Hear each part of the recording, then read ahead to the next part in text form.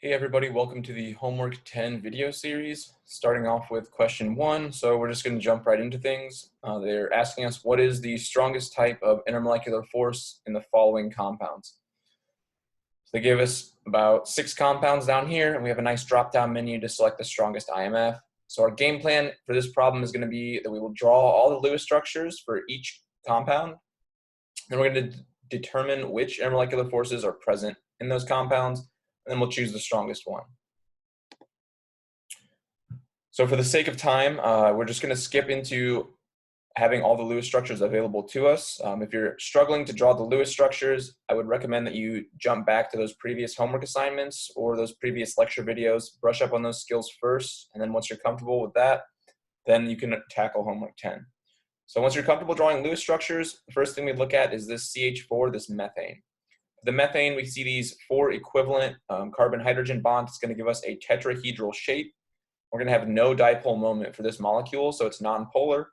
All nonpolar molecules only display London dispersion forces. So for CH4, we're going to be London dispersion because we're nonpolar. For our second molecule or compound, ICl5. So for ICl5, we have our Lewis structure here. We got 5 equivalent iodine to chlorine bonds, and we have that 1 lone pair of electrons on the central iodine. It's going to give us a square pyramidal Vesper shape. That's going to lead us to a polar molecule, denoted up here by this P. So because this is a polar molecule and we don't have any hydrogen present, we're going to say that the strongest intermolecular force is dipole-dipole. This compound will also contain LDFs. However, those will not be the strongest intermolecular force here. Dipole-dipole will be the strongest. We take a look at compound 3 now, this carbon dioxide. So we have these 2 equivalent carbon-oxygen bonds. They're going to cancel one another out in terms of their dipole moments, meaning that this structure will overall be considered nonpolar. Nonpolar structures only have London dispersion force. So for our CO2, we're again going to be a London dispersion. For our 4th compound, we have the sulfur tetrafluoride. So we have the SF4. For the sulfur tetrafluoride, we should have 4 equivalent sulfur to fluorine bonds and then 1 lone pair on that central atom. That's going to cause this to be a polar compound, denoted by this P for polarity.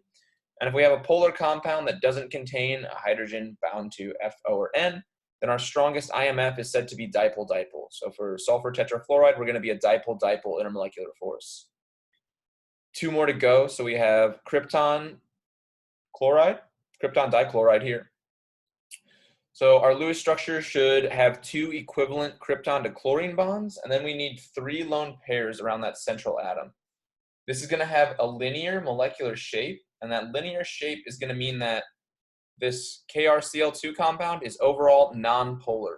These 3 lone pairs are going to cancel out around the central krypton, kind of like a trigonal planar. And then these 2 Kr to Cl bonds will also cancel, so we have no overall dipole moment.